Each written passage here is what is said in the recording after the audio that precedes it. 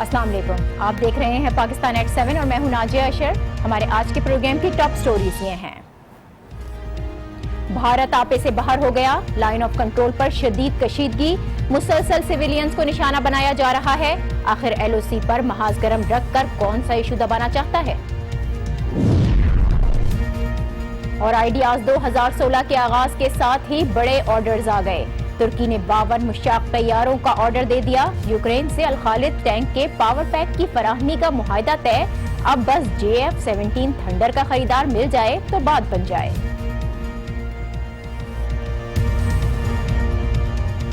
दूसरी जंग अजीम के बाद आलमी ताकतें सर जोड़ कर बैठी और जंग के दौरान सिविलियंस के तहफ्फुज के लिए एक मुआहदा किया गया जिसे जेनेवा कन्वेंशन कहते हैं।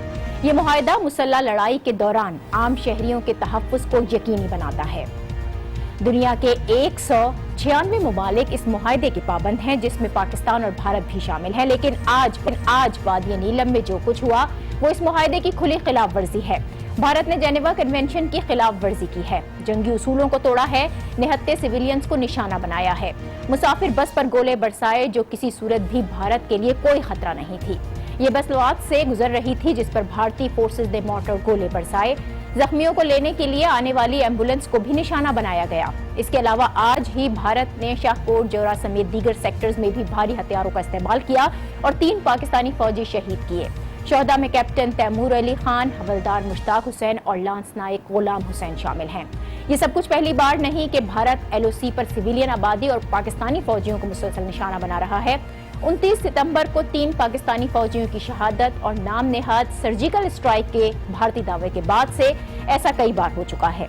130 से जायद बार LOC और तकरीबन 180 वर्किंग बाउंड्री पर सीज फायर की खिलाफ वर्जी की जा चुकी है। अगर सिर्फ पिछले 10 दिन के वाकयात ही उठाकर देखें तो इस दौरान 10 पाकिस्तानी फौजी और 16 आम शहरी शहीद हुए हैं। मुख्तसरन ये कि पानी सर से ऊंचा हो रहा है। भारत वाज़े तौर पर जंगी जराइम का मुर्तकिब हुआ है।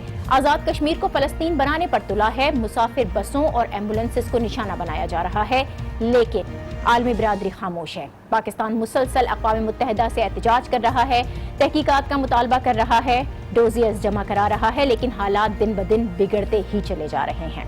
अब असल सवाल ये है कि भारत आखिर ऐसा कर क्यों रहा है, वो चाहता क्या है, उसके अज़ाइम क्या हैं, क्योंकि मुसलसल LOC पर आम शहरियों को निशाना बनाया जा रहा है।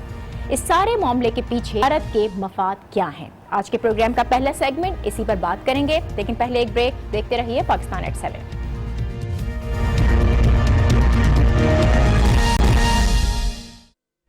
Welcome back. भारत की LOC पर मुसलसल सीज फायर की खिलाफ वर्जी और सिविलियंस पर हमले। हमारे साथ मौजूद हैं साबिक सफीर शाहिद अमीन साहब, उनसे बात करते हैं। बहुत शुक्रिया शाहिद अमीन साहब आपका। LOC पर मुसलसल फायरिंग की जा रही है, कशीदगी भी है, लेकिन भारत ने आज जो किया उसे किसी तरह भी कोलैटरल डैमेज तो नहीं कहा जा सकता। मुसाफिर बस को टारगेट किया गया है, निशाना बनाया गया उसे, जो कि जेनेवा कन्वेंशन की खुली खिलाफ वर्जी है और ये पहली मरतबा नहीं हो रहा, मुसलसल भारत की जानिब से इसी तरह से किया जा रहा है। आलमी बिरादरी में कहीं आप कोई आवाज उठती हुई देख रहे हैं? बज़ाहिर तो कुछ रिएक्शन नहीं आया, लेकिन ये मुमकिन है कि जो सिफारती चैनल है उसके जरिए से हिंदुस्तान से और शायद पाकिस्तान से भी कोई ना कोई बातचीत हो रही होगी। लेकिन आपने सही कहा है कि ये इश्तियाल अंगेजी बढ़ती जा रही है और ये जो वाक़या है बस पे हमला करने का है तो बहुत शदीद काबिल मज़म्मत है। लेकिन मेरा अपना अंदाज़ा ये है कि एक तो टिट फॉर टैट हो रहा है इंडिया पाकिस्तान में कि तुम हमला करोगे तो हम उसका जवाब देंगे, उससे ज़्यादा सख्त जवाब देंगे। तो ये चीज़ जो है इसे कशीदगी बढ़ती जा रही है और ज़ाहिर है कि सारी जाने जा रही हैं जिनमें मासूम शहरी भी शामिल हैं और फिर दोनों न्यूक्लियर ताकतें हैं और मामला जो है बिगड़ सकता है। तो मैं समझता हूँ कि बावजूद इसके कि जो कुछ हो रहा है वो बहुत ही काबिल मज़म्मत है, लेकिन बहरहाल तहम्मुल का दोनों तरफ से मुजाहरा होना चाहिए। और अगर ऐसा इसके बावजूद सिलसिला चलता है तो फिर किसी तीसरे फरीक को बीच में पड़ना चाहिए, या तो अक़वाम मुत्तहिदा के सेक्रेटरी जनरल इस सिलसिले में हिंदुस्तान पाकिस्तान दोनों से अपील करें कि आप तहम्मुल करें और जो भी मामला है उसको मुज़ाकरात से या तीसरी पार्टी के जरिए से हल करें। या अमेरिका आमतौर पर ये रोल भी अदा करता रहा है کیونکہ اگر ایسے ہی معاملہ چلتا رہا تو دیکھیے کسی وقت حالات قابو سے باہر جا سکتے ہیں. بالکل, اور وہ تو شاہد امین صاحب ہمیں نظر بھی آ رہے ہیں, یہ حالات قابو سے باہر ہی ہیں کہ انہوں نے ہمارے 3 فوجی شہید کیے, ہم نے بھی جوابی کارروائی کی, ان کے 7 فوجی مارے ہیں, لیکن سویلینز پر جس طرح سے یہ حملے ہو رہے ہیں, نشانہ بنانا سویلینز کو, اس کے پیچھے بھارت کے مقاصد کیا نظر آتے ہیں, مفاد کیا ہے بھارت کا؟ میرے خیال میں وہاں پہ ایک بڑی سختگیر پالیسی ہے, ان کے خاص طور پہ جو ڈیفنس منسٹر ہیں وہ تو بہت ہی زہریلے قسم کے آدمی ہیں. تو وہ قصہ یہی ہو گیا ہے کہ وہاں پہ مودی صاحب کی حکومت یہ سمجھتی ہے کہ پاکستان کو ڈرا دھمکا کے قابو میں کیا جا سکتا ہے, لیکن یہ ایک شدید غلط فہمی ہے. پاکستان کے پاس بہت اہلیت ہے, صلاحیت ہے, نیوکلیئر طاقت ہے, کوئی چھوٹا موٹا ملک نہیں ہے. تو اس لیے باوجود اس کے کہ ان کی ذہنیت میں ایک قسم کی پاکستان دشمنی ہے, لیکن خود بھارت کے قومی مفاد میں ہے کہ معاملہ زیادہ نہ بگڑے. تو میں سمجھتا ہوں اسٹیج آ گیا ہے کہ کوئی تیسرا فریق بیچ میں آئے, اور سب سے مناسب یہ ہے کہ یونائٹڈ نیشن کے سیکرٹری جنرل اس سلسلے میں کوئی فعال کردار ادا کریں. بالکل, اگر اقوام متحدہ کی جانب سے کوئی ایسا کردار ادا نہیں کیا جاتا, کسی قسم کی وہ جو خاموشی اس کو نہیں توڑا جا رہا ہے, عالمی برادری بھی کچھ نہیں کر رہی ہے, اور بھارت جو ہے وہ مسلسل کشیدگی کو بڑھا رہا ہے, ایسے حالات میں آپ کیا سمجھتے ہیں پاکستان کے پاس بھارت کو روکنے کے لیے کیا آپشنز ہیں, آپ تجویز کیا کریں گے کہ کس طرح سے حالات کو نارمل کیا جا سکے؟ یہ ایک حد تک تو فوجی طاقت کا فوجی طاقت دینا صحیح ہے, اور پاکستان نے یقیناً جو ہے اپنے دفاع میں ہی کیا ہے, لیکن جتنی یہ دونوں طرف اموات بڑھیں گی اتنی ہی نفرت کی فضا میں اضافہ ہوگا. تو کہیں نہ کہیں معقول ذہنیت کو کام دینے کی ضرورت ہے. یقیناً ہمیں چاہیے ساری دنیا میں اس سلسلے میں جو خاص طور پہ P5 ممالک ہیں, سیکیورٹی کاؤنسل کے پرماننٹ ممبر, ان کے ساتھ کافی ڈپلومیسی کی ضرورت ہے, اور ہو سکتا ہے کہ ہماری طرف سے ڈپلومیسی میں کچھ کمزوری ہے. جی. مجھے نظر نہیں آتا کہ یا تو ہمارے وزیر خارجہ یا جو سرتاج عزیز صاحب یا وزیر اعظم خود اس بارے میں کوئی بیان دے رہے ہیں. یہ خاموشی بھی جو میں سمجھتا ہوں یہ نامناسب ہے. ایسے موقع پہ آپ کو اپنا موقف وضاحت کے ساتھ بیان کرنا چاہیے. بہت شکریہ سابق سفیر شاہد امین صاحب ہمارے ساتھ تھے کہ خاموشی بالکل مناسب نہیں ہے, بھرپور جواب دینا چاہیے. ہم ایک بریک لے رہے ہیں, اور اس بریک کے بعد بات ہوگی پاکستان کو ملنے والے بڑے بڑے آرڈرز کی. ہمارے ساتھ رہیے. Welcome back. آرڈیاز 2016 کے آغاز پر کل ہی ہم نے کہا تھا کہ بڑے آرڈرز آنے والے ہیں, اور آج بڑے آرڈرز آ گئے ہیں. ترکی نے پاکستان کو 52 مشاق طیاروں کا آرڈر دے دیا ہے. پاکستان 2 سال میں ترکی کو یہ طیارے فراہم کرے گا, جن کی کل قیمت $5 کروڑ 20 لاکھ بنتی ہے. پاکستانی روپے میں اس قیمت کا اندازہ لگائیں تو اس ڈیل سے ہم 5 ارب 20 کروڑ روپے کمائیں گے.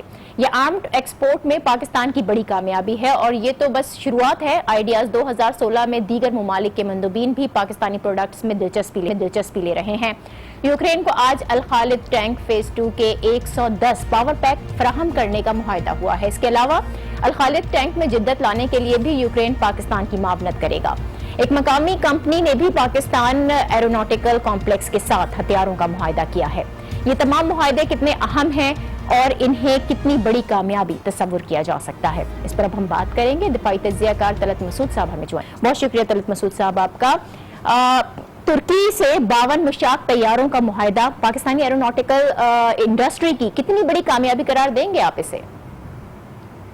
جی, پاکستان کی یہ بڑی کامیابی ہے, اور خاص طور سے جو ان کی ایروسپیس اور ایروناٹیکل انڈسٹری ہے کامرا کی, اس کو بڑا زبردست بوسٹ ملے گا.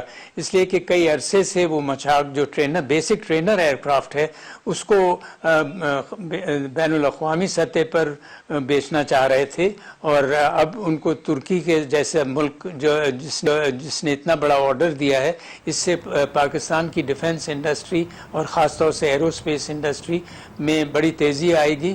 اور آپ نے دیکھا کہ اس سے شاید دوسرے بھی ممالک جو ہیں وہ ان کو اعتماد پاکستان کی دفاعی انڈسٹری پر آئے گا. اس سے دونوں ممالک کے تعلقات میں بھی ایک لحاظ سے اور گہرائی آتی ہے. جب آپ دیکھتے ہیں کہ اس قسم کا معاہدہ ہوتا ہے دو ممالک میں, تو اس سے ان کے اسٹریٹجک تعلقات میں بھی گہرائی آتی ہے.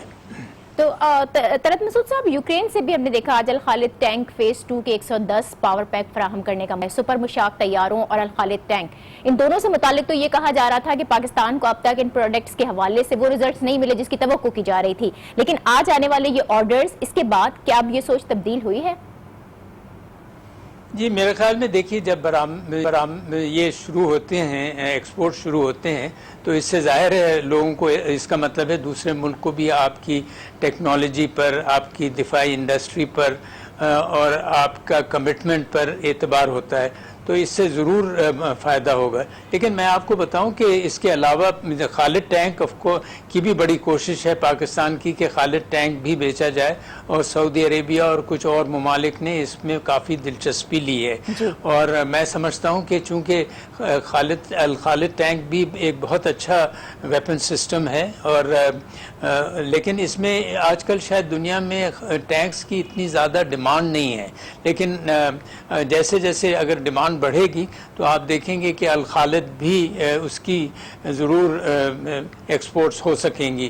اس کے ساتھ ساتھ میں آپ کو یہ بھی کہتا چلوں کہ پاکستان کے پاس اور بھی کئی ایسی ویپن سسٹمز ہیں جو کہ دنیا میں کافی فروخت بھی ہوتی ہیں اور ہو سکتی ہیں، لیکن طلعت مسعود صاحب، عام ایکسپورٹ میں جو مسئلہ سامنے آیا کہ پاکستان کے چھوٹے ہتھیار تو بک جاتے ہیں، لیکن جو بڑے پروڈکٹس ہیں خصوصاً JF-17 تھنڈر کی اگر ہم بات کریں، ان کے آرڈرز نہیں مل رہے ہیں، ابھی نمائش کے 2 دن باقی ہیں، کیا توقع کی جا سکتی ہے کہ JF-17 تھنڈر جو ہے اس کا کوئی بڑا آرڈر مل جائے گا؟ یہ ہو سکتا ہے، لیکن یہ ضروری نہیں ہے کہ آرڈر جو ہے صرف جو اس وقت ایگزیبیشن ہے اسی کے دوران آئے، آرڈر جو ہیں بعد میں بھی آ سکتے ہیں، اس لیے کہ جو لوگ یہاں سے دیکھ کر جاتے ہیں، جو لوگ اس کا ٹرائل بھی لیتے ہیں، بڑی ایک لحاظ سے اسکروٹنی کے ساتھ دیکھتے ہیں، اور پھر اپنی حکومتوں کو جا کر ریکمینڈ کرتے ہیں، ان کو ایڈوائز دیتے ہیں، ان کو مشورہ دیتے ہیں کہ جی جناب یہ جو ہم نے دیکھا JS-17 یا کوئی دوسرا ایکوپمنٹ دیکھا، یہ نسبتاً دوسرے ممالک کی جو ویپن سسٹمز ہیں اس سے بہت بہتر ہے، اس کے پیرامیٹرز جو ہیں وہ بہت اچھے ہیں اور ہمارے لیے یہ سوٹیبل ہے، اس کے بعد آرڈرز آ سکتے ہیں۔ تو یہ ضروری نہیں ہے کہ یہ 2 دن ہی کے اندر جو آرڈرز آئیں وہی آرڈرز ہوں گے، بلکہ تھرو آؤٹ دا ایئر جو ہوتا ہے، سارے سال یہ کبھی بھی آرڈرز آ سکتے ہیں، اور میں تو توقع کرتا ہوں کہ JS-17 کا بڑا پوٹینشل ہے ایکسپورٹس کے لیے، اور اسی طریقے سے پاکستان کے اسمال آرمز، پاکستان کی ویپن سسٹمز، پاکستان کی آرٹلری ویپنز اور گنز اور ہر اینڈ کمیونیکیشن ایکوپمنٹ، یہ تمام ایسی چیزیں ہیں جو کہ جن کا ڈیمانڈ ہے۔ یہاں ایک ٹیکنیکل کوشچن بنتا ہے، عوام کی آسانی کے لیے، نالج کے لیے پوچھنا میں کسی بھی طرح JF-17 تھنڈر کی ٹیکنالوجی کا F-16 سے موازنہ کیا جا سکتا ہے؟ دیکھیے F-16 جو ہے وہ دوسری کیٹیگری کا ہوائی جہاز ہے، ویپن سسٹم ہے، اور JS-17 جو ہے وہ سلائٹلی سیکنڈ ٹیئر لیول کا جہاز ہے، لیکن وہ اپنی کیٹیگری میں بہت ہی نمایاں اس کا کردار رہا ہے۔ تو میں سمجھتا ہوں کہ F-16 سے بننا بھی مناسب نہیں ہے، اس لیے کہ اس کی کیٹیگری جو ہے F-16 کی وہ مختلف نیچر کی ہے، لیکن ابھی JS-17 میں جس قسم کے ماڈیفیکیشنز آئے ہیں اس سے میں توقع رکھتا ہوں کہ اس کی جو کیپیبلٹی ہے وہ بہت امپروو ہوئی ہے، اور F-16 کے برابر تقریباً آئی ہے۔ حالانکہ آپ ابھی بھی یہ کہہ سکتے ہیں کہ F-16 ظاہر ہے اس کا ایک نمایاں رول ہے۔ بہت شکریہ طلعت مسعود صاحب ہمارے ساتھ تھے۔ آئیڈیاز 2016 پاکستان کی ڈیفنس پروڈکشن اور کیپیبلٹیز کی یہ پروجیکشن ہے، اور اس ایگزیبیشن کا جو مقصد تھا وہ پورا ہوتا ہوا نظر آ رہا ہے، کیونکہ بہت سے ممالک ہیں جو کہ پاکستان کی پروڈکٹس میں دلچسپی بھی لے رہے ہیں اور آرڈرز بھی آئے ہیں۔ یہ عام ایکسپورٹ میں پاکستان کی ایک بہت بڑی کامیابی ہے۔ آج کے پروگرام سے مجھے دیجیے اجازت، کل آپ سے پھر ملاقات ہوگی۔ اللہ حافظ۔